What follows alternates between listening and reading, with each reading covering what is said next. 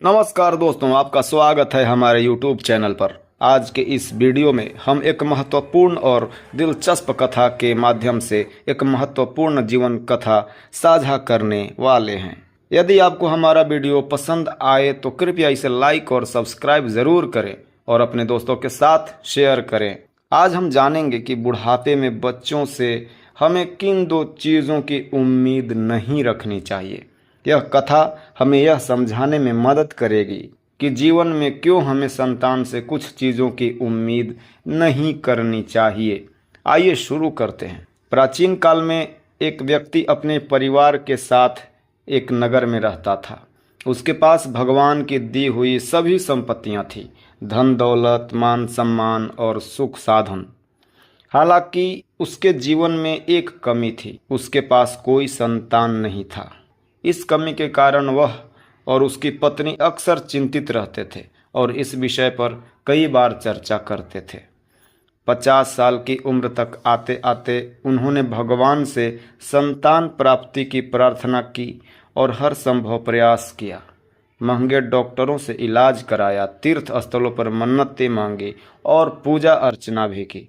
अंततः 20 साल की कोशिशों के बाद भगवान ने उनकी प्रार्थना सुन ली और उनकी पत्नी ने एक पुत्र को जन्म दिया। जब नर्स ने बच्चे को मां के पास लाया तो मां ने उसकी स्वास्थ्य स्थिति के बारे में पूछा। नर्स ने बताया कि बच्चा स्वस्थ है लेकिन उसकी एक आंख नहीं है। मां ने तुरंत बच्चे को अपनी गोद में उठाया और कहा कि कोई बात नहीं, एक आंख सही है। मेरे लिए यह सबसे सुंदर बच्चा है। मां की यह दया और तपस्या देखकर नर्स भावुक हो गई। नर्स ने मां को बताया कि अगर वह चाहे तो उनके बच्चे की एक आंख को ठीक किया जा सकता है, लेकिन इसके लिए मां को अपनी एक आंख दान करनी होगी। पिता ने इस प्रस्ताव को ठुकरा दिया क्योंकि उनकी अपनी आंखें खोने का मतलब था कि वे अपने परिवार को ठीक से देखभाल नहीं कर पाएंगे। लेकिन मां ने अपनी एक आंख दान करने का निश्चय किया ताकि उसके पुत्र की दोनों आंखें ठीक हो सके। डॉक्टरों ने मां की एक आंख निकालकर बच्चे को लगा दी। इस तरह बच्चे की दोनों आंखें ठीक हो गई और मां एक आंख खोकर एक आंख से कानी हो गई। इस बलिदान के बाद वह मां अपने बेटे को अच्छे संस्कार और शिक्षा देने की दिशा में पूरी मेहनत करने लगी। समय बीतता गया और बच्चे की उम्र बढ़ने लगी।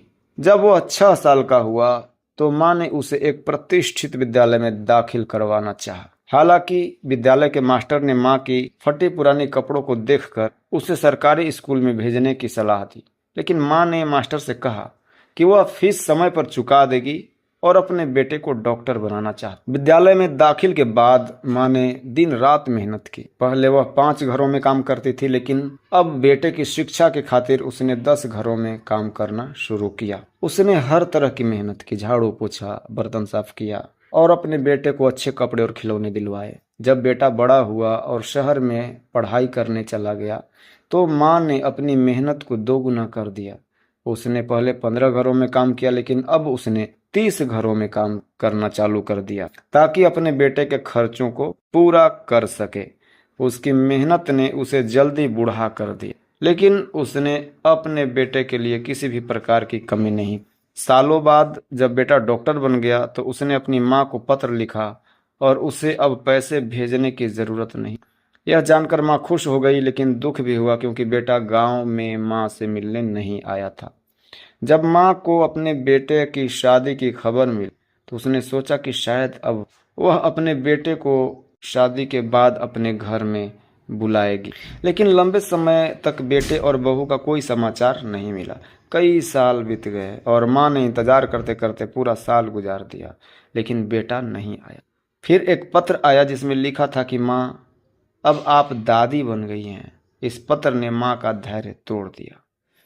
उसने अपने बेटे को, पोते को देखने की इच्छा जाहिर की और एक दिन निर्णय लिया कि वह शहर जाएगी और अपने बेटे से मिलेगी। इस कथा से हमें यह सीखने को मिलता है कि बुढ़ापे में हमें संतान से किसी भी विशेष आशा या उपेक्षा नहीं रखनी चाहिए। कभी कभी हमारे दिए गए बलिदान और मेहनत के बावजूद संतान अपने जीवन की राह खुद तय करती है। माता पिता की ओर से की गई मेहनत और बलिदान का मूल्य समझना और आदर करना हर व्यक्ति की जिम्मेदारी होनी चाहिए। अगर आपको यह कथा प्रेरणादायक लगी हो तो कृपया इसे लाइक और शेयर करें और हमारे चैनल को सब्सक्राइब करें। धन्यवाद।